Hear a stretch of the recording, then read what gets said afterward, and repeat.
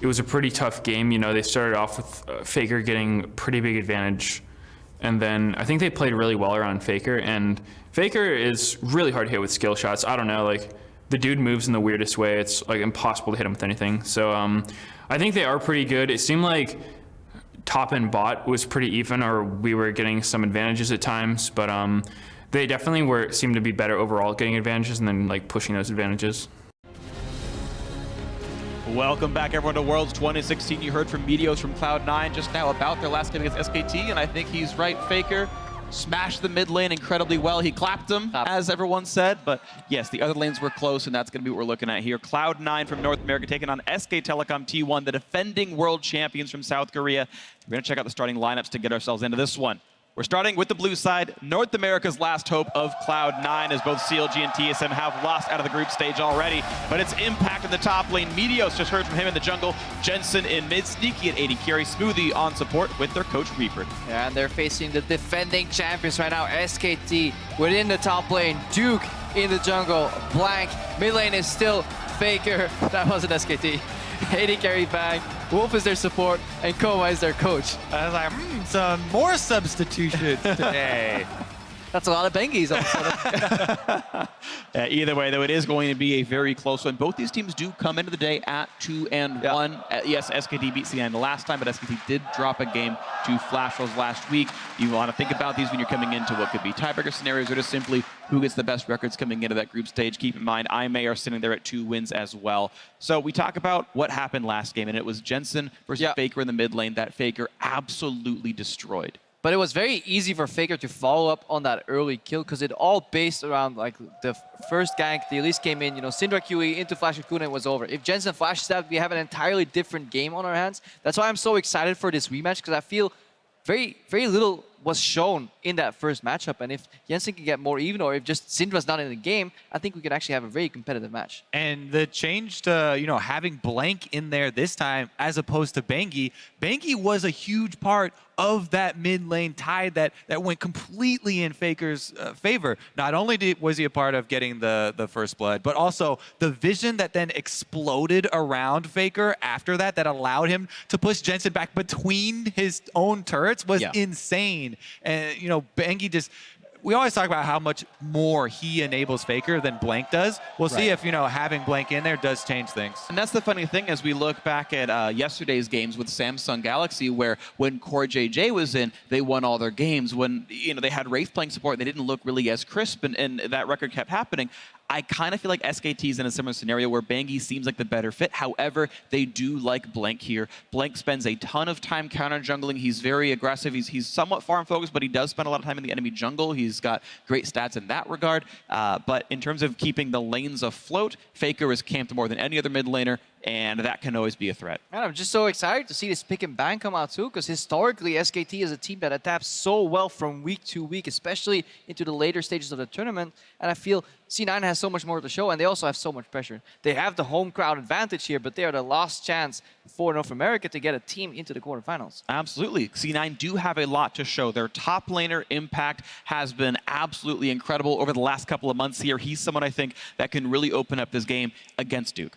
Yeah, I definitely agree. Impact has been huge for the team, but Duke is no slouch either. So again, I'm definitely super biased, but I always return to the jungle, and I like that you brought that up in the styles of these two junglers, because Blank and Meteos actually have fairly similar styles where they focus very heavily on the reliable small advantages that you can get through the jungle. You know, trying to steal away one camp, you know, trying to path away and punish the other jungler, whereas some of the other junglers like Karsa that we really highlighted in the previous game spend so much time focusing on ganks.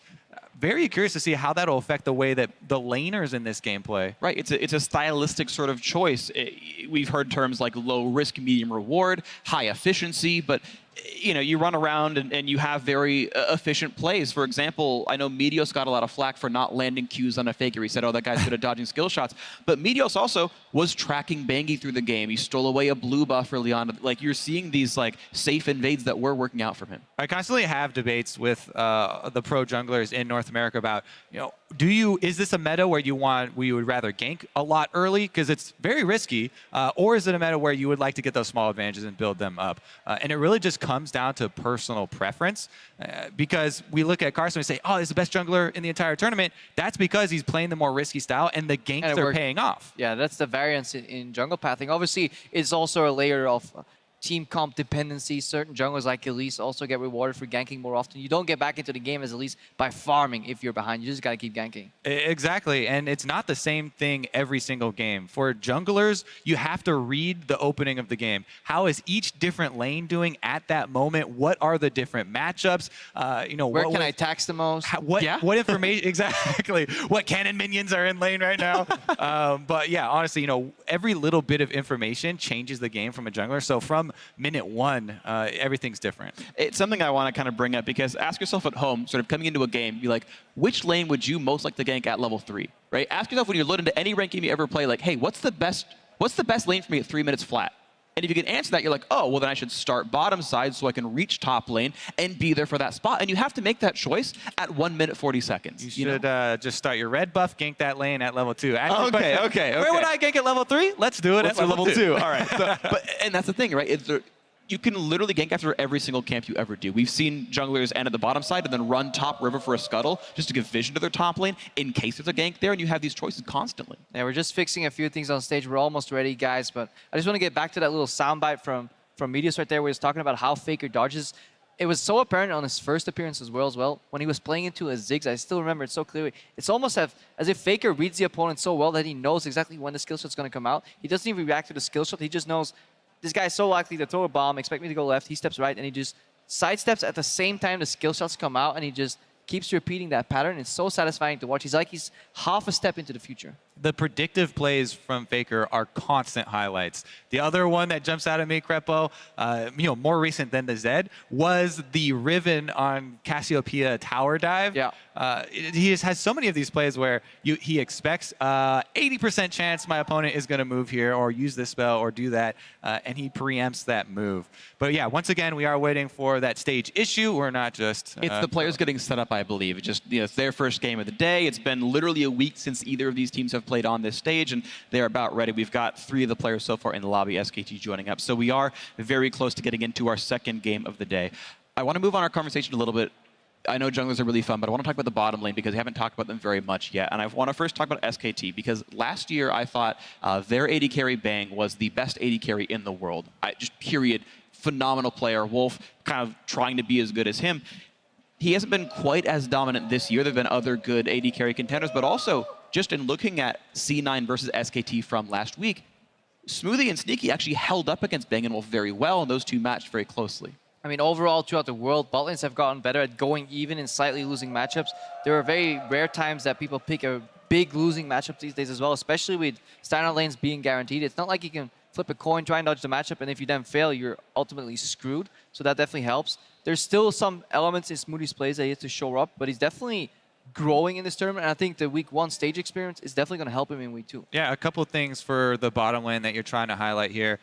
Bang, after week 1, had the second highest KDA of everyone in the tournament. The only one higher was Core JJA, and he only played 1 game, so you kind of throw out the low sample size. The other thing is that Sneaky is the AD carry who's had, quote-unquote, the most efficient damage output as far as the gold that he gets in comparative to the rest of the team. He has the highest damage output per gold spent. Yeah, or sorry, damage per gold spent. You're absolutely right about that one. But we are now into Champion Select, and we're seeing SKT say, we beat you with Syndra. We don't want to let you play that champion either, Jensen. So 2 mid lane bans are ready for SKT with the Aurelion Soul and Syndra off the table. No Elise for Blank. We're waiting for the Nidalee ban right now on either side. C9 decides to be the one that bans it out. So a lot of the current power picks really banning out. The Nidalee that's a 100% pick ban. Syndra had 95% pick ban coming into the day. And there's only 2 games, I believe, that she wasn't banned or picked at all. So very many champions that are just so strong in the current meta being targeted, which means we're moving down a tier in Champs League.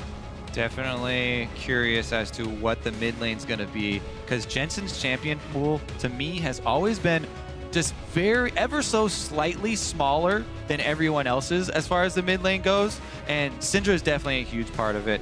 He definitely likes to play huge damage output AP mid laners for the late game for the team, and the Cloud9 likes to funnel so much money into him as well. But in a slower meta like this, when you can expect the opponents to maybe pick up an early Cassiopeia, the likes of Orianna kind of always slip through once these bans start hitting. It's very decent slow mage here, but the Rise also still open, and very many pros actually have come out that they don't know exactly what the counter is.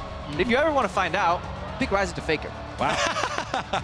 And Exactly. Look at the insta-locks as well that move onto this one. Jhin plus the Zyra, so you assume it's a bottom lane. I think Zyra is technically a flex pick that we haven't seen her mid in a very long time, but this is a scary bottom lane to deal with. But it explains the Caitlyn ban as well, because the massive range advantage makes it so that Zyra can't play to her strengths, and she gets punished very hard by an EQ combo. So this is definitely a prepared first rotation from SKT. Such a brutal early duo lane here. Jhin and Zyra is very, very oppressive, and especially the thing we talked about before with both of these junglers concentrating on small advantages rather than ganking early, the surprise that you can bring to that lane to try and crack it open is diminished in this matchup. Yeah, definitely so. But if you look at how you counter that lane, well, you don't. You don't beat that lane 2v2. But what you can do is cater your other lane picks around punishing two static champions like a Jhin and a Zyra in a fight. Kennen can dive in, stun him in the backline, and Zhonya's, and Olaf can ignore every single part of the CC. Exactly. There's some interesting things about this because you typically want to bring Ignite on Zyra, being a damage-focused bot laner, putting in that little bit of extra punishment to get those kills is pretty valuable.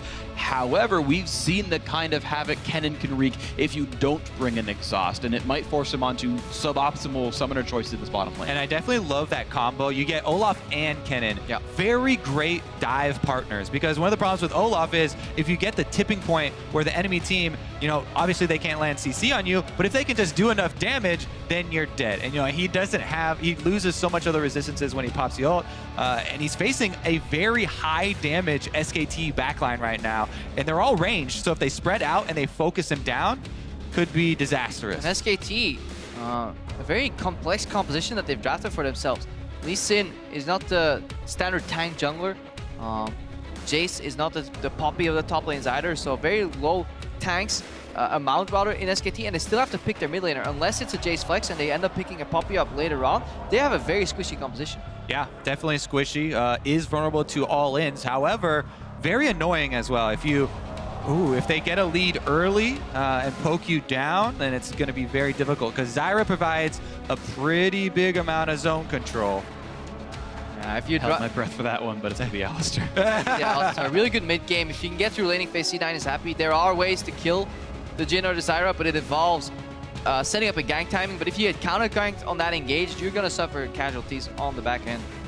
Definitely exciting matchup as far as team comps go right now. We're seeing Cloud9 looking to dive SKT, and SKT going to shoot them down as they try to do it. It's going to definitely have the tools to make the dive happen, though. Realm Warp bringing in an Alistar into the backline, a Kennen and Olaf into the backline, very scary. The Ezreal should be able to withstand the scary landing phase of Zyra Jhin, and the final pick comes through. It's going to be Victor in the mid lane for FLICKR, the wave through to help keep those dives from happening. But I like what SKT is doing here in a sense that they're not playing tanks, but they do have answers against a very short-range team on C9 that wants to get in there. In terms of kite, both Victor and Zyra can really shut up a team fight and kite out. Exactly. This game is going to be an arms race. Who's going to get ahead early, because SKT, they have so much damage that they can build and just focus fire. If you just focus the closest target and burn them down, then they could take out Cloud9 before they charge them. However, that means really important vision control for flanks. That's going to be a tough one to watch for here. Right now, Wolf has exhaust for himself in the Zyra. We'll see if he keeps it. I expect him to, because I think he needs it for the Kennen with a fully squishy lineup where magic resist is not always the easiest things to buy. SKT going to have to deal with Impact, who has had a good world so far. The San Francisco crowd chanting, "Let's go Cloud9," hoping that the final North American team left here at Worlds can make it into the top 8 at Worlds and survive and thrive where Counterlogic Gaming and TSM could not. But they are up against SK Telecom T1, the juggernauts from South Korea, the favorites of the group, the defending world champions. They beat them last week, and Cloud9 now needs vengeance, sitting at 2-1 in the group stage. And here we go with game 2 of the day. Yeah, heading on to the Rift right now. Sneaky and Smoothie will have a very rough lane. But to combat some of the bad trading they have, they actually brought Ignite to the laning phase, and Wolf and Bang, while they have a lot of poke, they have to be careful because a single combo or Q flash from Smoothie, if he does it in a very determined fashion, could be enough. Exactly, and the Ignite is great for all-ins since the damage from SKT is all ranged, and the exhaust isn't going to provide that really big impact as Super the rest unreliable. of them. Exactly, they're going to try and focus it. Nice, so no unreliable exhaust here. C9 running, of course, Ghost on the Olaf as expected. And Zyra, again, a very unsafe support. No shielding to speak of, no blinks, and very low health. And typically you'll see a Zyra run with a lot of ability power, not defensive stats. You're seeing just that flat base 30 magic resist can take a ton of damage in a fight. Yeah, and if you're unfamiliar with the new Zyra, she now plants or spawns the seeds rather with her passive and can pop her from the get-go. And that is kind of the change, which makes her very oppressive from level 1 already. Back in the day, Zyra needed access to at least a couple of levels to get that harass pattern out, but she's very oppressive, and she can always prepare the backline so Jhin can finish them off. Also, it benefits her for staying in the lane more, because the longer you're there, the more you spawn. Don't know if we'll see Smoothie roaming again, but that was huge for Cloud9 in their victory last week, was Smoothie Alistar going top lane super early on. Yeah, Sneaky can definitely hold his own once he's finished that tier up and then survive in the laning phase. One thing I find interesting is that Wolf has decided to put all his seeds into the lane. It's actually super easy and painless to take Gromp or Krugs with Zyra with all the plants there. You sit there for 40 seconds, spawn like 3 Thorn Spitters, and you don't take any damage, and you miss no XP. The reason he likely does that is because he doesn't want to give Sneaky and Smoothie the free shove level 1. Now, that's the counter to double poke lanes, is you just insta-shove the wave, and you try and keep them locked up on the tower to get as many levels as you can early on. Exactly. Both of the lanes start out in lane here, even though the junglers are on top side. And we'll see if they can find themselves any action. Of course, again, Wolf can spawn these plants, then finally a good seed spawn comes in, but there's the Pulverize, the Thunder Cow, Smoothie getting some damage in. Yeah, but there's the Thorn Spitter. They're trying not to overpush, so you level up on the 9th creep, so 3 more melees remain, and they want to keep the wave as balanced as possible, so when they do hit level 2, Wolf and Bang want to walk up and completely butcher Sneaky and Smoothie in these trades. Oh, but they missed Mystic Shot there, and Smoothie gonna last hit one more melee. Level 2 coming after 2 more camps, but first Wolf already has the seeds and pushes Cena off of XP. They will be roughly under the turret by the time they go for this. Here comes Meteos as well, tracking down on Olaf. 3 camps, Gonna be there in extremely time. He's gonna find Wolf, and Wolf does not have a root, so the Ghost is in, and Wolf has to dodge this somehow, but a nice undertow. He's gonna go to flash the wall. He should be able to pretty easily. Blank is going to be there, though. And that's gonna be the flash force. Meteos grabs the axe, and a nicely timed gank was there in time. He cleared the camp so fast.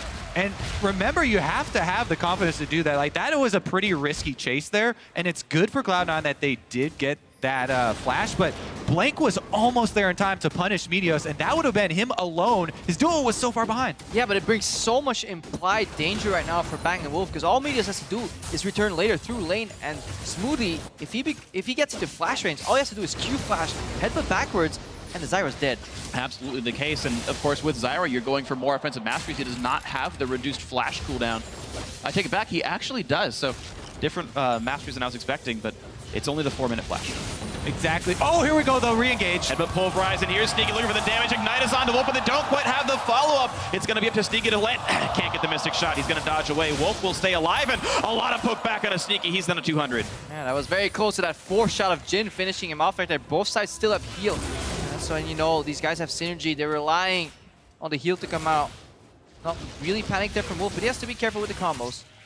I feel like we're going to have a health bar lead, though, for SKT, unless we really can get a lot of heals in pretty soon. Bang at completely full. Wolf just now using his final potion, but if he can stay safe, should be fine. It's usually not too hard to whittle down an Alistar with Zyra. All right, I think it's time to transition over to the mid lane focus, because that was the big story of the last meetup. They do have an early pink ward there already purchased on Jensen's early back. You know, he went to go get his tier and the extra vision to fend for himself. And he's ready for the rematch with FLICKR. Yeah, he's definitely allowed to do that because Ryze has much better push early on than a Victor. Victor, a very weak early laner here, so FLICKR almost submitting to going even, but if we've seen what Victor can do later on, Crown has showed us that. Definitely agree, and a lot of that early, pushing power from the new Rise comes from the new spell Flux, and the ability to move it through the minions like you just saw there and spread to the rest while trying to get harassed with it at the same time if FLICKR stands too close to them. Blank though moves in for some more vision around. Oh, here's Meteos. And here comes the play. They're going to land the headbutt pulverize onto Wolf, who's going to run out of health pretty rapidly. No flash, and who do they give the kill to? It's going to go over to Sneaky. First blood into Cloud9 against SK Telecom T1. Very close there too. Meteos had big eyes for a double, but Bang not only has flash, there was a ton of minion damage on Sneaky, and he almost went down in a counter kill. First blood though over to C9. But that was super controlled because they waited until the last moment to give the kill over to Sneaky Router, even though he still has heal available. So that was very calculated. Really good return gang. And honestly, Bang and Wolf are playing too far up without any vision. What a great timing gang for Meteos. Slow move in here, lands the double axe there, and look at all the minions and plants that they're chasing. That's why they had to make that very quick call to focus. I have to say, both of these bottom plays, very small margin for error though, and it's very important for Cloud9 to get the first step in that arms race that we talked about. Now they have a bit of momentum, but look at the gold. It hasn't even swung that large in C9's favor. Well, yeah, you look at the fact that it's 51 minions to 33 in the bottom lane. This is an incredibly difficult to deal with bottom lane. SKT, Bang, and Wolf are expected to win this laning phase, denying a lot of minions from Sneaky. Yeah, and it just tells you what would have happened if Meteos did not get those two really well-timed ganks off. But right now, Blank's in the top lane. Looking for the play onto Impact, dodging forward. Not quite level 6, but it's going to be Slicing Maelstrom to buy a bit of time. Blank will not successfully tower dive that. He would not get the kill under the turret, and he'll back off. Love that choice from Impact to use the ult instead of the flash there to go for the double stun and threaten the turnaround rather than burning the super long cooldown summoner spell. Yeah, if he sees a level 5 jungler enter his lane, he knows he has a little bit room for error. Doesn't have to panic about a kick flash coming out. The fans are definitely in C9's favor here. It's great. They're excited that there's enough C9 fans that they're winning the vote. It's like, yay, we're together on this one. We believe in Cloud9 together. One little caveat for the bottom lane to remember too is to try and track how many of the plants are actually going to the CS of Sneaky. Sure, it can always inflate numbers, which is even more surprising why it's so low for him. There's +5 gold, and it counts as... Yeah, it definitely counts as CS, so it inflates it. At this point, Bang is actually getting so strong. This is the problem with this lane, especially at level 6. The Zyra is very squishy, and you're so prone to kill her, but if you try and kill her on level 6, the turnaround damage that she can produce right before she dies, and the fact that Jhin has curtain call means you will die on the later stages of that trade, so you kind of are forced to focus the Jhin. And now you're seeing where that focus can be. The summoner spells are back up except for the heal of Bang, but Smoothie's flash is down and he's not yet level 6, so a Lee Sin gank could be very fruitful. You've been seeing Blank put a lot of deep wards into Meteos' jungle. He went Tracker's Knife first item and is trying to make sure he knows where this Olaf is going. There's the route on a Sneaky, a trade knock up onto Wolf. Ulti across, but Lucas with his health bar, running dangerously low. They're going to trade back onto Bang the heal so he doesn't get crit down, but Bang is level 6, and here is the curtain call, and here is FLICKR. The victor is in. He wants this one, and he grabs it. Now it's for Sneaky. Good flash to get away, but it's still a Chaos Storm hitting. The layers are going to come across, and yeah, Sneaky's low.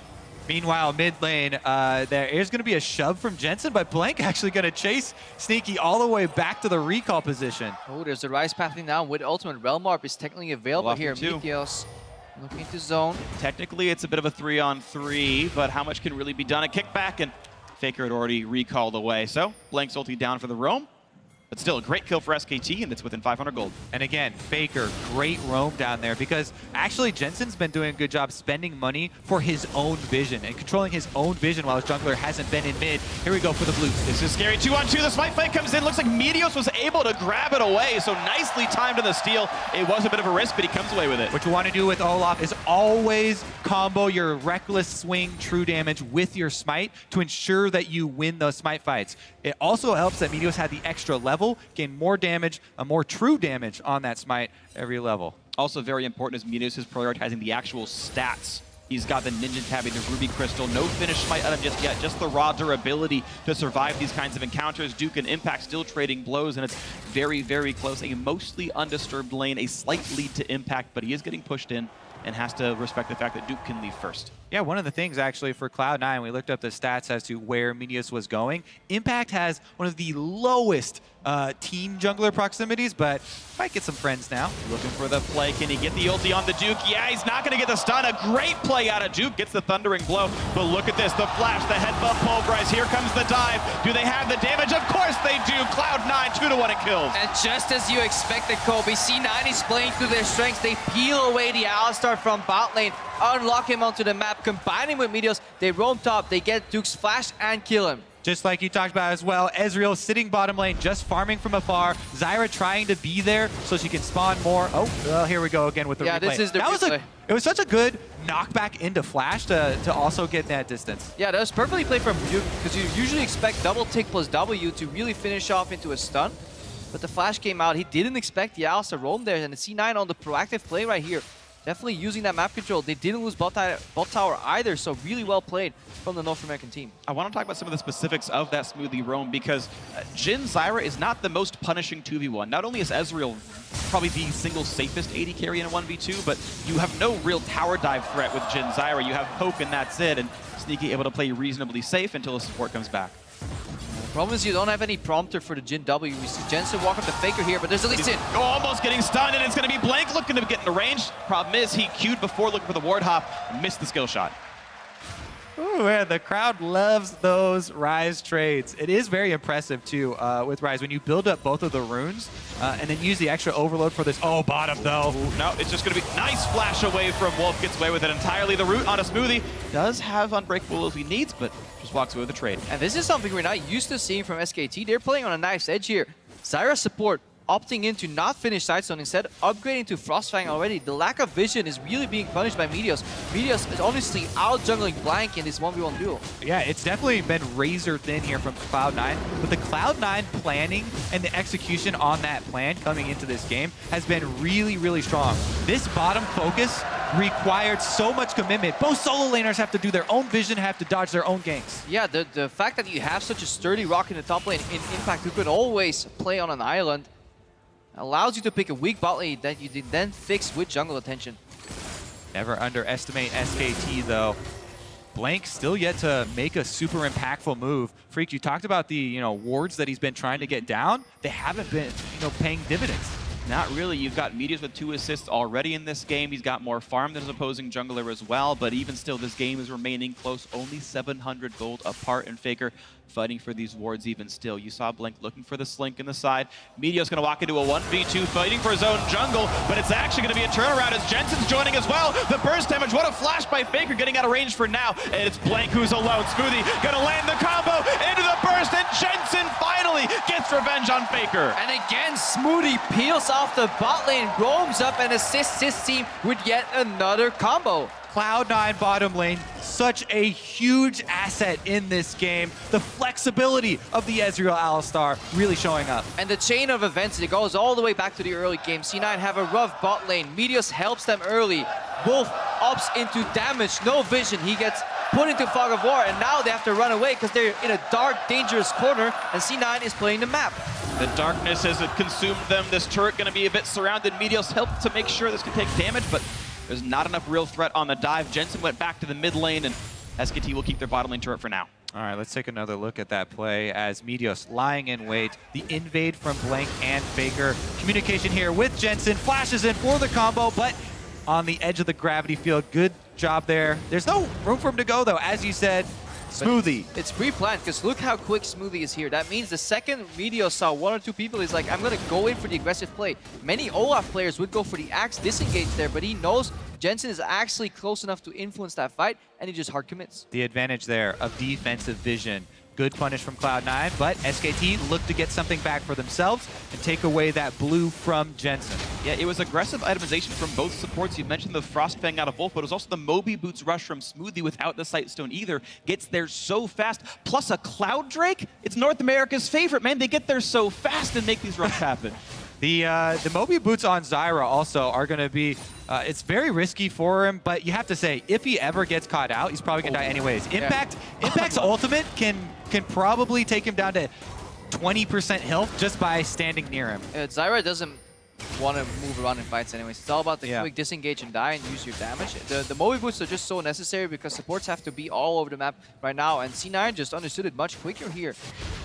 Noticing that since it's a team play, it's how you divide your chess pieces on the board. You're not stuck in these lanes that you're assigned at the start of the game. Look how fast Meteos is, honestly. That move speed is a little bit, like, legitimately, he's super quick. He went Boots 2 first item, Cloud Drake first Drake. He runs around with a ton of move speed. 431, just running around without any other buffs on him. He can get to any fight he needs to be. 3 members of Cloud9 focusing on mid right now, but SKT actually have defensive vision this time, and they're going to smell this play. Yeah, but look at Sneaky. He's not really dropping more down to CS hole because Zyra can't actually reach Sneaky and force him to get hit, which means there's no threat of a Jin W, which means it's very easy for Ezel to farm in lane. And the other thing about the Zyra support, yeah, there's plenty of lane presence there if you're fighting 2-on-2. However, you know, there's no sustain. So Bang, who would, if Sneaky's by himself like that, sometimes stand in front of the low health minions to block Mystic shots, it doesn't want to give up that health. There's no sustain in the lane, and Sneaky's been able to find all the CS. Honestly, a much better game for C9. If we go back a week, Jensen had already died 3 times by now. There was a synergy in the mid lane. Blank and FLICKR are not on the same page. They had a couple of options, but honestly, the duo of Meteos and Jensen have outplayed them. Even so, SKT not far behind at all and should never be underestimated. They are so good at the mid game. FLICKR still very, very much relevant factor here as he just now upgrades the core to perfect. And that's the thing, is you talk about the mid-game of SKT, not only is the team just as players good at the mid-game, their champions are as well. They all want about 2 items, then kind of go ham on their opponents. We might see SKT turn it on very, very soon, and it could be to the detriment of Cloud9. Yeah, Victor that gets access to 10 CS per minute is very dangerous, especially if SKT ideally get access to objectives first. Imagine them when they can fend off the Dragon area, you know, defend people from face checking, the Zyra, the Victor, the J-Spoke. That's exactly the things SKT is looking for, and that's why C9 are playing such a rampant roaming style here to shut that down in the infancy of the play. And why this game is full of constant excitement. Oh, here we go, though. For it now, and they're not quite in range of FLICKR, and undertow just means he walks away from it, but a nice attempt. Yeah, but all of the damage here from SKT being built up, and most of them ranged, just the possibility for them to focus fire a target down if they catch you out or whittle you down under the turret is very real. It's really good by Duke. He's been constantly pushing in impact. He's not really ever been under threat from Meteos until maybe right now, but the turret loses about 1/3 of its health, and impact is constantly chunked down under his turret. Yeah, but C9 is definitely covering their weaknesses. We had Meteos cover the early bot lane weakness. Now he's showing up to hover over top lane. Jensen, as they like him in America, was hovering in that top lane too, and now is he re-engaging the bot lane. Pulverized damage focused mostly onto Wolf, down to 300 HP, gets the Stranglethorns out. C9 backs right away, but Smoothie did lose his ultimate for that play. And of course, Bang still has the curtain call. Smoothie will have to let it get blocked by Sneaky if they go for the play. It is pretty risky. I mean, that's one of the things with Alistar versus the high damage double snare duo lane. I almost always pop the ultimate as soon as you engage, because you know you're going to take damage as soon as you try and run away from that if you don't get the kill. Honestly, right there, it was well played by both sides. You either blow them up immediately or you disengage right after the initial combo, and then you go into double phases. A little bit of a cancel here from FLICKR coming out. Also need to keep track of the mana there. Bang actually ran very low on mana in that play, so sometimes Jin players forget about that. They want to open up the curtain call. Yep. Always a consideration, especially if you're not going for the Essence Reaver build, which gives you the mana refuel. If you're going for the Armor Ben build, you can run out going for this. Now the attempt at the Infernal Drake by SK Telecom T1. Sneaky looks for the steal. Not going to get it. Well played there by Blank to secure it. And that is an Infernal Drake to SKT. And this is a result from SKT still playing aggressive lanes. Like, we talk about how C9 is fighting back, but they have the Zyra push in the bot lane. Victor is coming into his element in the mid lane, and they have pressure in the top lane continuously. 3 pushing lanes is very hard to play against. And the constant vision that Blank's been putting in over and over and over again, replenishing the wards around Dragon, they're finally rewarded for that. And the Infernal is definitely the perfect one. We keep talking about how much damage SKT have with this comp. They're all building damage here. They are all building damage items, and Blank smartly identifies he's playing with Zyra support, goes for the Aegis. We've seen players make that mistake before, but he is going to have the right itemization to help keep his team afloat against the magic damage of Impact and Jensen. The question is, how high can that damage be? The farm number is not bad for these players, absolutely. Jensen will be the first one across 200 minions. Yeah, we can see maybe the next breaking point of C9 may be that bot lane tier 1 tower. If we take a quick look over at the river, there's 2 pink wards already. FLICKR, the longer this game goes on, has been playing farther up into the mid lane. They've actually chosen to invade the left side of the map here, leaning on the top push as well. Yep. Duke came down immediately, and that's a blue buff contest here. This is a style TSM showed us a lot during the regular season, just the aggressive contestation of objectives. Rise. Really a great steal. Rise ult is available, but Meteos unable to chase them down as they exit the jungle. Successful blue steal for SKT, and this game is close. And the re-engage onto Wolf, plenty of damage, a great flash to dodge it. Sneaky's gotta be careful, he's taking way too much damage, and he's gonna lose his life in this one, but we're still gonna have some re-engages. Wolf has been killed off as well. It's 4-2 overall in this one. Bang now forced to run away as, again, Impact had gotten one with his teleport. Good flash right there, and that means that SKT have 2 pushing lanes on the top side. Duke did not teleport, so the Jace can melt towers. First turret gold is on the table right now. That might be a huge objective to give up for that play. FLICKR also trying to push up mid. All right, well, looking at what else could be done here. 20 minutes and 18 seconds into the game. It's some top lane pressure for Blink, looking to make sure everything's going to look good up there. Top lane turret running out of health, and that's going to be Duke easily grabbing that one, knocking it down, feeling good. First turret of the game to SK Telecom T1 means they are up 1,000 gold here.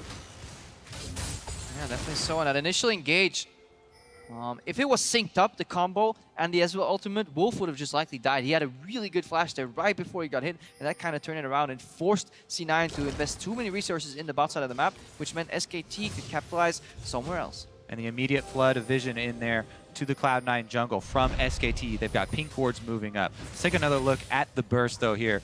As Smoothie goes in with the flash play, and Sneaky immediately tries to answer there, but Bang is on the offensive. And that's honestly Smoothie having a game read. Really great teleport here from Impact, because he almost seemed quicker to that play than Sneaky was. Sneaky took 2 steps before channeling that ultimate, and sadly, that's the difference between that play working and honestly exploding in their face. Yeah, crucial route by Wolf made the chain CC happen. He could not flash away from any of it, and it was beautifully done on the turnaround to make it a 1-for-1 despite the teleport being used. And of course, Duke got the payment for not teleporting. He got first turret of the game, which is worth more than any single kill anyway is. So really nice SKT coming ahead with that one. The re-engage towards Meteos doing some damage, and almost gets rooted up again. The re-engage towards Blink. Looks like they might start actually team fighting. True Shot Barrage comes across one. Smoothie should be okay with this one, and not too much more with the curtain call. Again, though, every time they join here, Cloud9 trying to pull down all members, Jace, Duke up top is grinding away on the pressure. He took so long whittling down that top turret, immediately takes the objective after Impact teleports down, and now he's all the way up at number 2, trying to get vision. Trade into the mid lane. Jensen running out of health. He's nearly going to get burned down. This one does manage to walk away, trading Ghost for the ultimate, essentially. Media's now under the turret. Duke not going to land the shock blast. Yeah, this is a crucial phase of the game right here. So much of this game so far has relied on vision, and because there is that teleport advantage in the top lane, it's so hard for C9 to fight back aggressively, because at any point, Duke can join anywhere on the map. Exactly, and remember the vision point that we talked about in Champ Select, where SKT have so much damage, but they have to worry about flanks. They've done such a good job of ensuring that Cloud9 can't get super deep vision to get behind them and surprise them. SKT want to use this overpowering range damage to just pressure Cloud9 at these outer turrets. There's still 2 left up that SKT will return to. And the way out for C9 will be one of those Realm Orbs.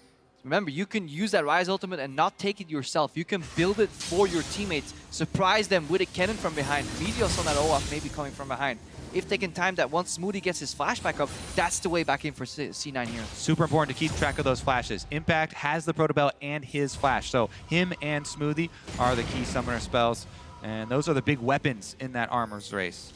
It's actually an interesting mechanic I just saw Jensen using when finishing off the wave. When it was running out, instead of just doing the Spell Flux and Overload to clear the wave at the end when it got low, he did Spell Flux and a Spell Flux to charge the runes that if he was getting ganked, his Q just immediately gives him a shield and the haste buff. And he's kind of priming that rune constantly to make sure he's always available to get out from dire circumstances. Yeah, C9 a bit more comfortable right now with the Owls. They're having flash up. Again, they're always moving grouped here because they don't want to die and eat the poke while they're contesting for the vision. Both these teams seem very set on at least having a scuffle for the next dragon. And you can see C9 trying to get the vision up. The sweepers back and forth. Wolf kills away some of the wards, and Smoothie actually can't contest Blink to kill the others. So it's just really that pink ward on the side that's giving C9 control. SKT just walk in and say, no, no, this is our territory. We are really the kings of Summoner's Rift. Cloud9, you're just visiting us. And SKT locking down most of the vision here. FLICKR killing a pink ward away, and SKT really have secured the vision of this Drake. Honestly, yeah, it is SKT's Rift, and Cloud9 even bringing a couple of SKT costumes with the double skins. They know it. Respect paid to the champions.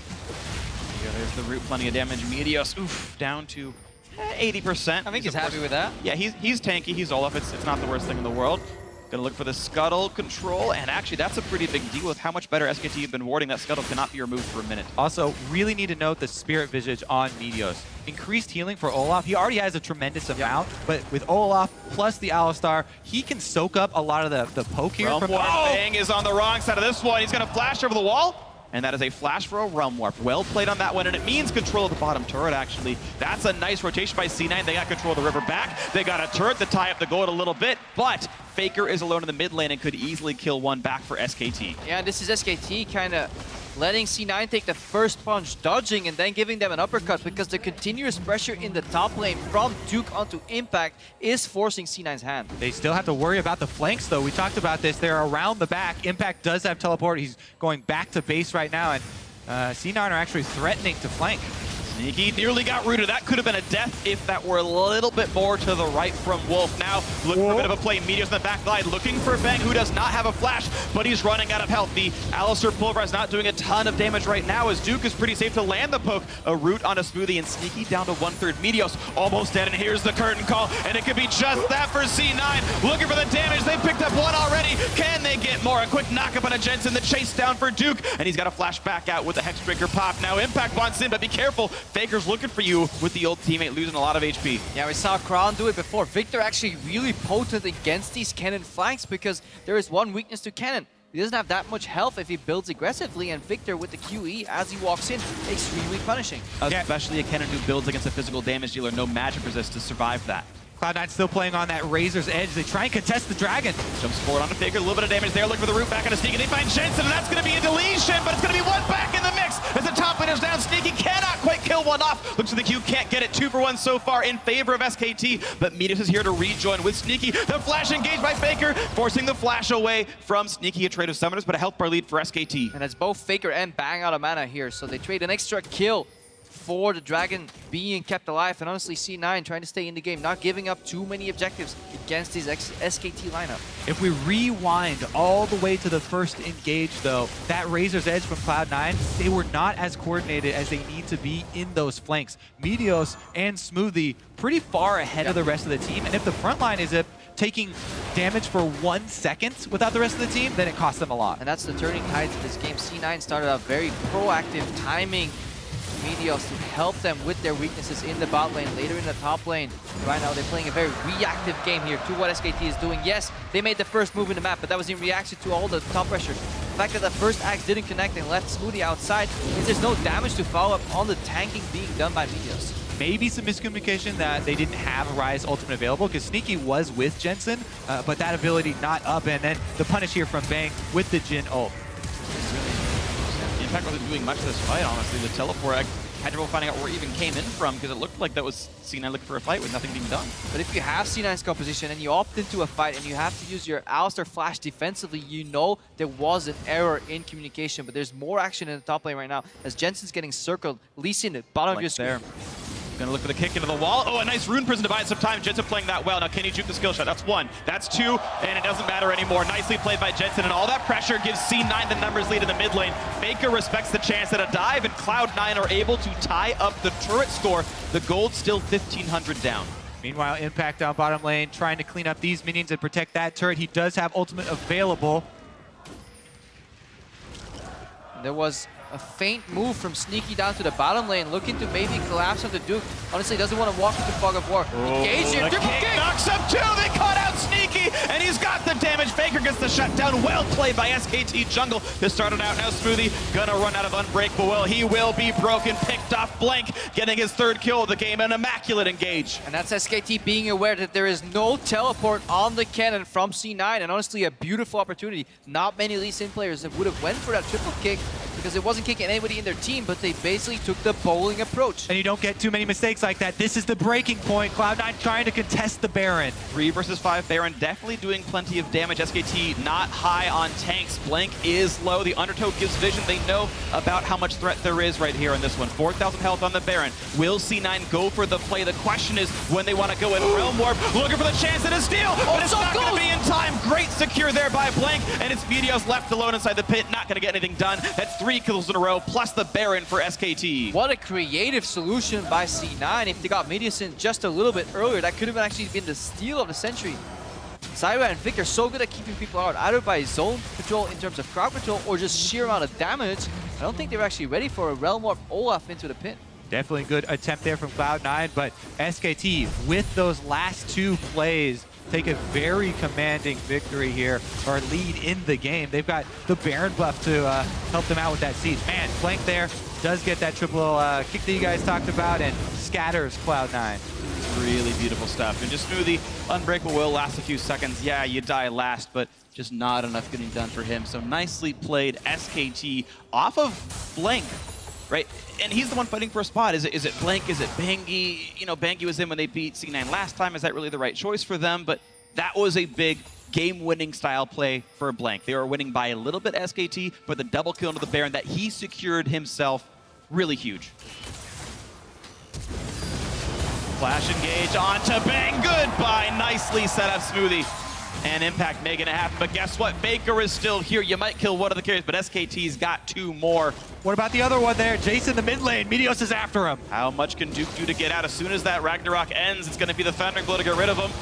Bot down he goes, but the slow is still in for Sneaky. One more hit will do it, pops it, and there we go, a kill picked up. So 2 kills for C9, but still SKT had gotten the turret. C9 needs so much more. They're down over 4,000 gold in this one. But they stopped the setup here before SKT can actually start the siege here. C9 killing that play in its infancy again, taking a book or a page out of Fnatic's book. Exactly, it's so important to break the siege that SKT were about to pull with all the damage. Smoothie goes in. Headbutt, pulverized, pop, seal to stay alive. Strangle Thorns to stuns, knocking him up, knocking him around, but he's okay for now. The turret will fall, but the kickback Sneaky. Arcane shifts in time to knock it completely eviscerated. That was a clutch play. Has to flash away from the root that Wolf comes to set up. He flashed for that one out, and looks like that C9 able to convert that kill into the turret while Duke was dead. Run away successfully and bandage up their wounds. Yeah, and look in the top right of your screen, an 1,800 gold Baron power play rather is not high at all because it includes the 1,500 you get initially from the Baron here. So C9 trading very evenly against a much stronger opponent, so they're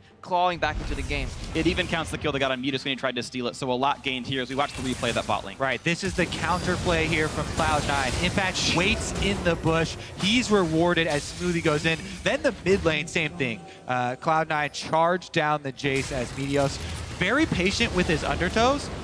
Watch how he holds it as Duke is trying to zigzag. He's getting a feel for the movements here of Duke, and Duke held the same pattern there. Meteos able to land that one. And that's one of the favorite things in the world to do in League of Legends is watching people juke themselves to death. The threat of the skill shot far greater than the skill shot itself. Yeah, exactly. You just do that all the time on a Mumu when people are trying to dodge your bandage. Just walk up until you're in ult range. Nice dancing. Yeah, beautiful stuff. And of course, you know that as soon as Ezreal's in range, the Iceborne Gauntlet converts the slow as well. So we're now 33 minutes in, but it's a 4,000 gold lead. SK Telecom T1, the favorites of the group, still holding a lead against Cloud9, but C9 and the rest of North America hoping this can be turned around. And SKT seem okay with not really committing for the Dragon Vision because the nature of their composition is relatively slow in the setup. No fight comes from this. We can finish the point. Because they're so good at defending an area that's already warded, they're actually staying around the top side of the map, keeping that Baron Vision under lockdown. C9 is opting for the Dragon here, but we see a bit of a fight. Chance at a siege. Smoothie has to pop the ulti pretty early on, gets the headbutt on a Blank, saves the pulverize for later, lands it here. The kickback on the support, but it'll be a trade of jungle for support. No! Blank gets out, beautifully done, secures 1 kill. Now, how's the re-engage gonna look? True Shot Barrage gets very little damage across. They're waiting for Impact to join from the far backside, but it just doesn't mean enough. It's Blank once again getting SKT a kill and control the map. And again, it's these team plays. Whoa, Cloud9 going after Bang though, not gonna get in range. It's the team plays from SKT. This is again, a time where they see Cloud9 spread out. Impact didn't have teleport, SKT tracking the cooldown and they pounce. Yeah, it doesn't matter if you use your abilities a little bit inefficiently, if it's in a numbers advantage. 5v4, SKT make the play, but C9, honestly, Smoothie played that very well. He delayed the flying kick from Blank, that held his pulverize and at least forced SKT to take it slow, and C9 get a dragon on the back end. Really nicely done, yeah, just forcing the movements, and good to have some clutch shot calling where in a 4v5, yes, we'll re-engage. 4v5, okay, we have 10 seconds to kill the Drake, and these are good plays by C9. Just SKT or that Juggernaut that will not say die, up 5,000 gold.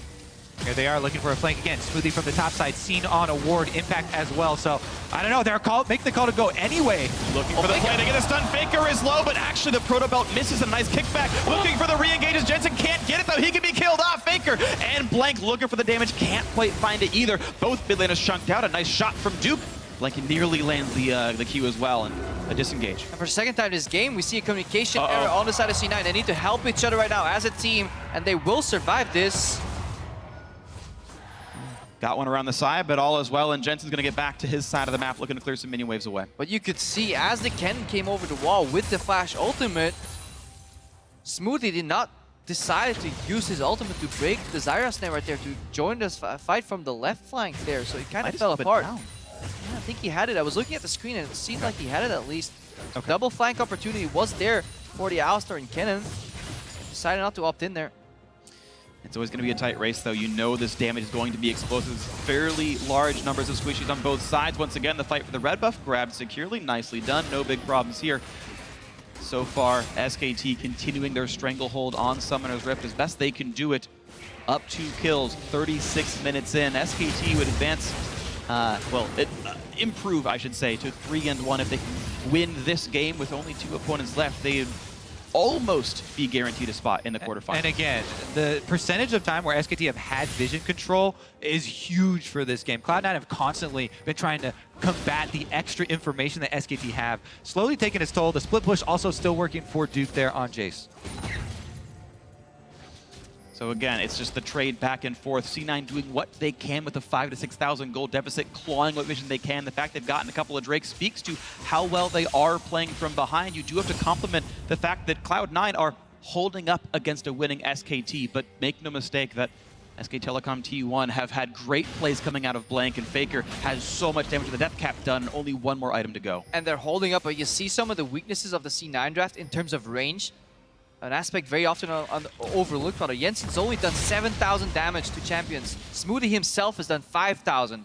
Compare that to FLICKR's 25,000 overall. He's having such a hard time here, Danish mid laner, to actually get into the fights and make an impact, because there is so much damage, threat, and reaction onto SKT. Every time he steps in, there is just the punish in the choke points. Yep, a battle of a lot of poke. You see Meteos right there forced to burn his own ultimate to get away from this encounter. Just the 10 CDR, really all he gets to keep himself up with this one. Looks like we have the re-engage towards the mid lane here, putting what damage they can. The laser coming across, and the curtain call putting a couple of hits in, and Meteos starting to run out of health here, and this one, Guardian Angel is up, but now Smoothie also about to be chunked out here. This is several health bars missing for C9. The Ocean Drakes won't kick in fast enough to really feel that good for Smoothie. 5,500 gold puts C9 into a hole here, looking back up at the mid lane. True Shot Barrage to reveal some of what SKT was waiting to do. C9 knows they're not on Baron just yet, but still waiting to come around the side. Ocean Drake putting Smoothie back up to half HP, and he has his ultimate, so the re-engage could work okay for Cloud9. SKT bunched up, and we still have the ulti available for that cannon. The Slicing Maelstrom can instantly win a team fight if Wolf can't land the exhaust in time. A trade back and forth with skill shots. Cloud9 are trying to keep pressure here on the mid lane so that SKT can't continue to bait this Baron. If they keep shoving up the minion wave and threatening that mid inhibitor turret, then SKT have to respect it, and they're doing just that. Lining this river with traps and plants. Plan's gonna time out for now, but it's still SKT who control the wards on this part of the map right here. Looking to get whatever they can to take this one home. This late in the game, 40 minutes in almost. The death timers are long enough that I think SKT with a clean ace just kills the Cloud9 Nexus. C9 have, I feel like, just a bit more to work through and a bit less damage to kill the buildings with it. And they don't have that same luxury here based on the gold differences between these two teams. But again, we have the standoff continuing. The minion waves being cleared out. The Baron was not secured. C9 played around the vision deficit well enough to stay alive. And we're seeing the constant struggle between the Infernal Drake extra damage poke team and the double Ocean soak from the front line of Cloud9, allowing them to stay up in that mid lane. This is so touch and go. We've been talking about this Razor's Edge the entire game, and it feels like we've been standing on it the entire game, even though SKT, their gold lead, very impressive at the moment. But both teams can slip, especially in the late game when all these flashes are available here. We had very chaotic, fast-paced fights earlier in the game here, but with flash up on Ken and flash up on Alistar, everything is always possible. We saw it yesterday as well. A good Belmar flank, just like Bjergsen did yesterday when he was playing from behind, could completely surprise SKT. Remember, these guys are playing with almost no tanks. You can somewhat classify Lee Sin as a tank here, but there's not that much he can do if they're getting cornered from every angle. And the thankful thing for Blank's Lee Sin, he's mostly magic resist focused, which actually works very well for him up against this Rise from Jensen, the one who's been hitting him more often than not. He's just withstanding all the punishment coming through. Finally, Void Staff is in for Rise to make that a little bit nicer, but still, seeing what else can happen here. Tons of attack damage here. Duke's got the Bloodthirster. He's got just huge completed items. One last MR spot to go for him. You even got the crit coming through for Bang now, looking for even more punishment out of those shots. I think that SKT need to keep this pressure up. They've got this gold lead. They need to make it work for them. Jace can do so much work on a turret. He's so much damage, and the teleport is there as well, ready to rejoin the rest of the team. Honestly, that's what they've been doing the entire game here, putting that Jace in the bottom lane, using that pressure point to force rash decisions out of the C9 team here. C9 desperately looking for an answer, and when your answer is that obvious, when it is a cannon flash all in rather, and when it is an Alistar looking for the combo, it is very easy to spot for SKT as well, and it's that kind of dance that SKT is winning right now. And it's not even just spotting it, they've got so many actors to deal with it. The Thundering Blow from the Jace top lane for Duke, FLICKR himself just zoning out with raw damage in the gravity field. You've got Wolf with the root, you've got Blank with the ultimate kickback as well. There's a lot of tools to eject impact from these team fights. Plus, the late game damage from SKT does not fall off, whereas Olaf is very difficult to use in the late game team fights as well. We talk about comparing the junglers. Uh-oh. Seeing a bit of it here, Smoothie has to pop the ulti and flash to keep himself alive. Gonna lose a lot of his health bar here, shielding himself, and ooh, that final shot still comes through with the ulti on, so it won't be a kill picked up. The poke from Duke not quite gonna kill him off either. That's a huge victory for SKT, though, to remove the threat of the flash from Alistar and the ultimate from Smoothie.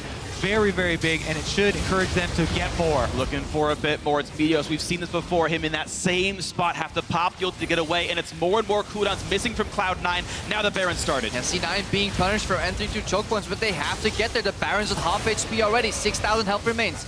The cooldowns from Meteos gone, the cooldowns from Smoothie Dawn. It's mostly up to impact now on the Kennen. Down to the bottom left. Nice slows by Sneaky Vine. Gonna find Smoothie Watson. 3-man not gonna have the damage though. Stranglethorn's gonna hit nobody. They find Blank. It's one kill already though onto Smoothie. A kill back on a wall. Both supports dead. Duke running away.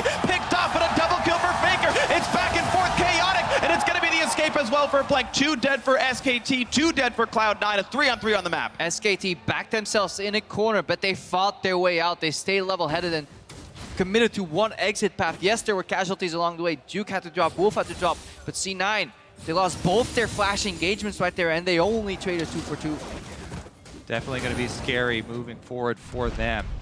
Every extra flash lost is an opportunity. So here, Smoothie, he's going for the engage and immediately tries to disengage because they know the Zyra ult is coming, and they try and get out of the zone. And then it was really hard for them to win that fight, especially when FLICKR got a kill there. Yes, there was a top-end kill from Impact right there, but Blank makes it out, doesn't lose any of his life there, especially doesn't lose his GA. Very important because at least Sin with a Guardian Angel will play with extra confidence. And Blank's been at 5 to 10% health so many times this game and is still at 0 deaths. He has just barely safeguarded out, and that is a big deal. One of the criticisms of Bangi from SKT, their sub-jungler, has been his mechanics aren't always up to snuff, and Blank has navigated situations, these bowling pin ultimates knocking up 2 other champions with the kickback, and these safeguards at very little amounts of health. Very, very adept plays here from Blank, mechanically working so well, creating the plays and not being a liability himself. Very well played by the SKT jungler. Remember as well that FLICKR, the one with a lot of the SKT gold, and pretty much full build Victor here also is running cleanse for the team fights. It's so important when everybody's burning their flashes and the cooldowns are long. You know, cleanse very short cooldown and really big in getting him out of that cannon stun to be able to dish out the full damage build that he's got. No, and still those two objectives on the table here. SKT don't really fancy. Realm War brings in the Alistair. Can they find the play? Oh, it's huge! They've shut down Faker. Do they get anything else, though? The kill comes back, and Bang does so well. Curtain call plus for the disengage. How well can C9 withstand this? Smoothie's going to lose his life with this shield. He's going to take the final shot. He gives his life to let Jensen run away, it looks like, but that is still a positive trade. SKT with the 2-1, even with Faker dead at the start. Jensen looking for the re-engage. He sees a little bit with Bang, but he's going to lose his life. The root's going to land, and Bang makes the big play. The trade back on the Guardian Angel. Sneaky losing his life as well. It's multiple kills in for SKT, only for the Guardian Angel of Blank. A better played disengage. Exactly. He's got a Guardian Angel there. He's back up, and Baron is on the table here for SKT. Ooh, and it started so well with Faker immediately being removed off the map, but then Jensen at the end, he really felt that range disparity between him and the Jhin. Walked up backwards, walked up again, so close to finishing Bang off there, but in the end, he just couldn't quite get the kill, and that means Baron for SKT. Very well secured. Jensen couldn't contest, and Meteos can't make a 1v4 happen, so nicely down to the back foot of that one. SKT outplaying the end of the engage. We watch this come in. Realm Warp completely caught us off guard right there. Instant cannon delivery system into combo. Faker and Blank, they were ready to kill whoever came out there, but Gravity Field wasn't ready just in time, and at this point, C9 are looking for disengagement. Smoothie decides to sacrifice himself, and then in the end, it was so hard for Jensen to reach anybody in that fight later on. And he sees the low health bars. They got a bunch of poke on a Duke at the beginning, but he's so far ahead. He's got the Guardian Angel himself, the Maw, shield still coming back up from cooldown now, but yeah, even the damage dealers of SKT are actually reasonably tanky. A lot of magic resist on several of these members. And SKT now wielding that Baron buff adds a lot of threat to their siege with the constant poke that they can throw out. If they buff up a couple of lanes there with with Baron buff minions, it becomes hard for Cloud9 to really threaten back.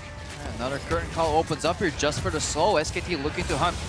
Get a slow onto Impact. That's a 1,000 HP cannon. They get away from the Sonic Wave. Now Meteos once again forced to run out. Has Guardian Angel, not under a incredible amount of threat because of that, but see what he can with this one. Now fighting over the Scuttle Crab control as SKT takes that one away. You've got that Drake on ready. It is, of course, the Elder. It's barely, well, very late, I should say, into this game.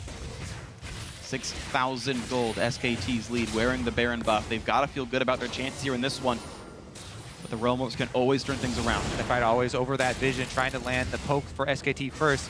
The flank from Smoothie gets spotted though. Faker with the damage force. Wow. His ultimate, there's By no reaction. himself, he forces the two biggest cooldowns out of Smoothie. That's how you counter a pincer. You engage on the weak side, force him back, make sure you don't get close in. SKT very aware of their position and who's surrounding them. Meanwhile, note the prep work that SKT did. Got the top lane pushing. That huge minion wave of SKT is going to threaten top side of the map, whereas they're bringing Cloud9 over to the Elder Dragon. Yeah, reminiscent of Blaze's sixth man, as they called it back in the day. The first time teams started using this strategy. Always so important to manage your side waves. The objective gets engaged. Impact does have teleport though, and they're threatening the Dragon again. Meteos getting caught. And he's gonna run out of HP rapidly. The Guardian Angel might just be popped. Yes, it is. Nicely done by Faker to get that killing blow, sort of as it were. The re-engage. They're not quite gonna stun him out though, but here's the curtain call, making it painful as C9 tries to run away. Smoothie gonna tank up the shots. Not too big of a concern as Jensen just takes a shock blast, and they're okay with this one. But the Drake can be re-engaged At will, and the time bomb in the top lane is still thinking quite peculiar that SKT is actually disengaging right here instead of opting for the commitment, because they poked one low and had another one having to clear the top lane. There is always still the threat of that looming teleport. There's always the threat, and it's also part of this, I really think, is the double Ocean Drake that C9 managed to acquire. It's a very poke-heavy game. The Zyra plants, the Shock Blast, everything like that. C9 are constantly re-topped off for these little plays, and SKT just used the Baron buff to reset one more time, buy the items, and play for this Elder. So much damage, they can burn through it as well. Cloud9, really rough for them to try and get back there. I think SKT have this. They're gonna look for it. 2,000 health on this one. Shouldn't be a concern.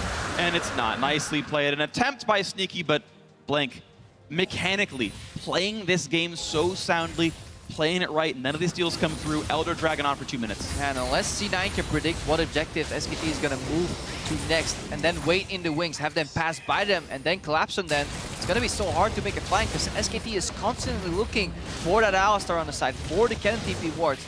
Really methodical and slow approach right here. And that being said, we're approaching 50 minutes in this game. Cloud9 have fought tooth and nail to keep their inhibitor turrets alive. SKT slowly getting so much map control, but what matters is cracking through the inhibitor turret. They do have that true damage burn for a little while longer.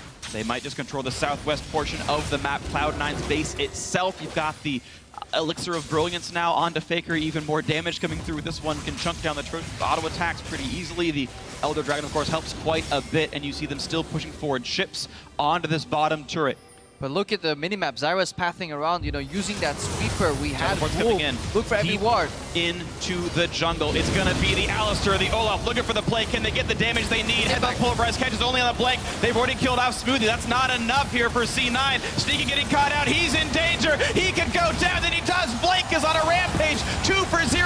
Now a double kill for Bang. Make it 3 already. Meteor's going to lose it, and Impact is not going to be enough. A single kill doesn't matter enough. Sure, he walks away, but SKT in complete control, looking to close out the game. Major props to SKT's shot calling there. Their shot calling and the flank awareness is what won them the fight. Wolf single-handedly kept Impact out of the fight, and C9 could not pull the trigger. Beautifully done. Onto the turrets they go. SK Telecom T1, the defending world champions, move on to 3-1 in the group. They are in the driver's seat, and C9 has to wait another game to get that first win. The discipline and late game poise of the world champions showing through. And SKT earned their victory here today. Definitely a well-played game. It was held close. You have to commend Cloud9's ability to defend for so long, but still, that stranglehold was never given up. To play an almost entirely squishy composition, to navigate these cannon flanks so incredibly well, that requires so much skill. Wolf single-handedly delaying Impact's flank at the end. The ability to say, oh, Realm Warp's coming, and smashing those champions in the face as soon as they came in. So many good plays out of SKT. I mean, the proof was in the pudding. So, but Methodico, I think we have to mention over and over is that the fact SKT came out of the draft with 2 pushing lanes throughout the entirety of the game, and then 1 lane that obviously was in favor of the Rise early on, but as FLICKR approached level 7, 8, 9, that balance tipped over, it swung, and the Victor could at least match the laning phase in terms of push, and then suddenly C9 found themselves suffocated, and it made it very predictable where they wanted to strike with that Alistar, with that cannon. There was so much pressure on Cloud9 all game long to continually create plays and create their own advantages, and they did for so long, yet SKT just stoic in the end game there, and the discipline to just keep up the wards so often. Like, I almost never saw a moment where the vision completely collapsed for SKT. They were always there to replenish it, and they never went for the super risky choices in terms of which objective to go for. At one point, they could have moved their vision over to a dragon before setting up the Baron, but they were no, we're just going to commit to this one area, use our composition well, punish people for contesting it. And that's what C9 had such a hard time fighting, because there's a couple of moments where you can be like, C9 could have played this a little bit better. Smoothie and Meteos could have been slightly better on the same page, but more than that, there wasn't any abundance of clear big mistakes made by the North American team. They were just outmatched by, honestly, a world-class team. Absolutely world-class. And 2 individuals I really want to highlight here is Blank on the Lee Sin, deathless the whole way through, made huge plays, secured every major objective. I didn't see him miss any important smites. Early warding helped for sure as well, and then to back him up, Bang. Even in the team fight where FLICKR got 1 shot at the start, he had been a consistent damage source, only 1 death the entire game for SKT's AD carry against such a scary composition, and played a 50-minute game with tons of essentially assassins with barely dying once. Is very impressive. Yeah, SKT definitely looking like they're going to take their spot at the top of the group. Impressive performance to start out the day. But we've seen, you know, group stages, a lot can still happen. Yeah, but it just shows you again, when you look at things to value in team composition, like, okay, we need a couple of tanks, we need some range, we need some hard engaged. C9 had all that, but they were all so short-ranged. Like, Rise has a really hard time entering into these fights against the zone control from this Victor and the Zyra, and it just shows you why these control mages were supreme for such a long time when a lot of League of Legends was based around objectives. Absolutely the case. Well, it's been a beautiful game. SKT starting the day off with a win, C9 with a loss. But for now, let's send it down to Shocks, who's sitting by with Wolf from SKT. Thank you very much, Freak. Indeed, standing by with SKT support after beating out C9 here. And, well, it was a much closer game than the last one you played versus C9. And as they are the last North American team in the World Championship, what do you think of them as a team? And do you think they can advance to the quarterfinals? 우선 오늘 첫 승리를 축하드립니다. 그 C9과의 경기에서 지난주보다는 훨씬 더 혈전이었는데 이제 그들의 경기력에 대해서 어떻게 생각하시는지 그리고 C9이 북미의 마지막 희망으로서 8강에 진출할 수 있을 것 같은지 말씀해 주세요. 네, 일단 지난주보다 좀 C9이 훨씬 좀 잘해진 것 같아요. 그래서 저희가 좀 초반에 고전한 것 같고 아마 이 경기력대로라면 저는 가능성이 있다고 생각해요. 꽤 높다고 생각해요. So I think C9 they improved a lot compared to last week, and that's why we had such a difficult early game. And as long as they keep their performance as they played against us, then they have a really high possibility of advancing to the quarterfinals. All right, well, we will see what happens. You guys have been very impressive so far. You did go for the Zyra, which was a famous Pumandu pick for the Season 3 SKT. Was that an inspiration for you to play it, and why do you think she's a good pick in the current meta? 그 자이라로 되게 인상적인 경기를 보여주셨는데 자이라 픽은 사실 이제 지금 코치로 있는 푸만두 코치의 시즌 3 당시에 되게 유명한 그 푸만두 선수의 전용 픽이었는데 그 혹시 영감을 받은 게 있는지 그리고 자이라 픽이 현재 메타에 어떠한 그 위치에 있는지 말씀해 주세요. 일단 만두 코치님에게 영감 받은 거는 지금은 좀 메타가 많이 바뀌어서 그때랑은 좀 다른 거에서 딱히 없고요. 그냥 라인전이 강력하고 요새 상대 챔피언들이 뭐 올라프나 케넨 이런 돌진하는 챔피언이 많은데 그거를 카운터 치기 좋아서 요새 꽤 좋은 픽인 것 같아요. So the meta right now is completely different from what it was back in season 3. So actually I didn't get too much inspiration from Pumandu. But I think Zyra is a really good pick in the current meta because it's really good to counter those like champions that kind of like charge in like Olaf and other champions. Yeah, that's as we saw in this game as well. You guys are obviously huge favorites to win the trophy again. This year, how do you reflect on your own performance so far, Wolf? So SKT가 올해도 매우 강력한 우승 후보로 지금 경기를 하고 있는데 현재까지 본인의 경기력에 대해서 어떻게 생각하시나요? 지금까지는 그렇게까지 제 폼이 뭐 최상인 것 같진 않아요. 좀 실수도 많았고 근데 이번 롤드컵 탑 20 선정에 제가 좀 빠져 있더라고요. 그래서 이거 좀 보고 약간 서운했는데 그래서 지금 저보다 잘하는 선수가 누가 있는지 좀 궁금하네요. I don't think I'm playing my best performance yet. I made some mistakes throughout the weeks, but before the World Championship, I saw the top 20 list, and I noticed that my name is not on there, and I was thinking, so who's better than me? Who's actually on the list? So it's kind of a mystery for me now. All right, well, maybe our analysts know what to say about that. Thank you very much, Wolf. Congratulations on SKT. Another victory here in the group stage. Take it away, Dash. Thank you very much, Shocks. Spawn, first things first. Come on. What do you have to say for yourself in that top 20 list there? You put Mithy there. This is 3 times that I've been brought up today. I mean, the list was done before Worlds, no cross-regional play. All right, okay, but massive victory for SKT here, really separating themselves from the rest of the group. And honestly, a crushing defeat for C9 for it to have been as close of a game as it was for so long. I want to dive into Champions Select and talk about this high damage composition crafted by SKT. Well, the first thing, obviously, you come in with Blank as the underperformer. You're thinking, they have to put him on a simple champion, Lee Sin, and he delivers. Oh, he had such a great game on Lee Sin, but the composition just having no front line, and it's just so difficult to play a comp like that. And on the reverse side for Cloud9, they have to match that with a lot of coordinated engages, and we didn't see that out of them. We saw it towards the middle and later stages of the game with the Rise ultimate, but if that's not in every single fight, they're not going to be able to fight that heavy disengage. I think SKT's comp is a comp that only they could play. Like, it's so hard to play. It's very fragile. If C9 get one engage, the game's absolutely over, but they disengage that so perfectly. Also, if you look at the lanes, the bot lane, they actually kill traded twice with the Olaf instead of just going down, and they also traded objectives better, which kept them in the game for so long. Now, within the composition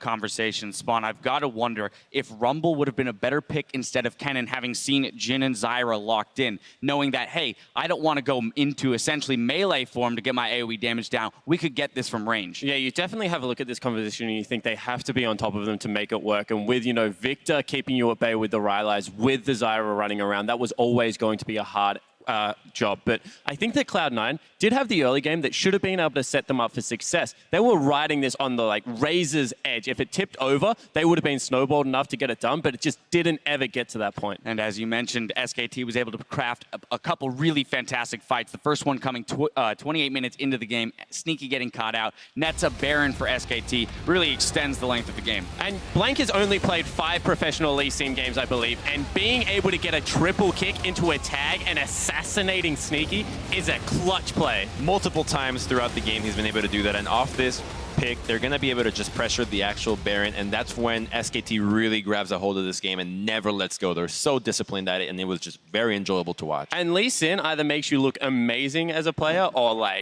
really, really bad. And Blank has had some poor performances on an international stage, but for him to be able to pick up that, turn it into what now looks to be a comfortable pick for him, and still show his mechanics is just really nice to see. That fight gets SKT into the driver's seat, but let's take a look at an ace replay of the fight that secured the win for the defending world champions. Again, the eyes really have to be on the Lee Sin right here. You see the Rise engage coming in. SKT knows this very well. They get FLICKR, but Blank also gets a 3-man knockup right into the Zyra ultimate. The disengage is on, and now C9 figures out that they can't actually pursue this fight anymore. And what kind of composition is there that you're like, oh, we didn't get the Zyra, for all of a sudden we've all been nuked and everyone's dead? That is just so bizarre to have to say. But you know, SKT, they play it perfectly. Wolf gets out, and then they're just able to continue this. And one more time, they're flirting with danger, but they always come out ahead. They kite so well with Bang. You saw initially Smoothie kind of giving himself up to kind of protect the entire team from getting chased, but unfortunately they were too close and they're able to get picked off, and the graph just shows that gold graph going crazy. Well, and just look at the damage dealt to champions, right? You've got 2 players over 45k damage for SKT. The highest on C9 is just under 30k for Sneaky. I mean, that's just such an imbalanced damage chart. But the player that I want to highlight here, player of the game, goes to Blank. And Clement, I mean, I saw your reaction in that final fight under the inhibitor turret. What a play. I mean, he set up a couple highlight reel plays for that. Really reminded me of Dandy level of Lee Sin play. Right at the end of that, he actually got both carries dead. He kicked and killed Sneaky, and then kicked the Rise right out into the enemy, into SKT's composition, which was amazing to watch. And we know he's a confident player, and being able to step on stage and montage people in the first game means that this team is now set up for huge success. I was about to say, I want to talk about how now this affects the group, because SKT out to a 3-1 tournament record so far. Now, of course, IMA and Cloud9 are evened up at 2-2, and Flash Wolves, who we thought was going to be in contention, is down at 1-3. But SKT seem to be sitting pretty, and now it's a 3-horse race for that second slot. So I think right now we can just forget about SKT. Just let them have first place, battle for second. I think the American pie is getting soggy, but it's still edible. I still believe in them, and I want to see them be able to take games against Flash Wolves and IMA. Well, on the flip side, that's the exact game that we have. So join us on the other side of the break when Cloud9 matches up with Flash Wolves. You guys know where NA's last shot was? Yes. Holy shit. Oh, here's Meteos. And here comes the play. They're going to land the headbutt pulverize onto Wolf, who's going to run out of health pretty rapidly. No flash. And who do they give the kill to? It's going to go over to Sneaky. I'm TP. I'm behind Victor. I'm behind Victor. Yeah, combo? Yeah, combo. Lead flash. Okay. Is that they're in. They canceled. Nice. They find Jensen, and that's going to be a deletion, but it's going to be one back in the mix. As the top winner's down, Sneaky cannot quite kill one off. Sneaky getting caught out. He's in danger. He can go down, and he does. Blank is on a rampage. 2 for 0. Now a double kill for Bang. They get 3 already. Meteos going to lose it. SK Telecom T1, the defending world champions, move on to 3-1 in the group.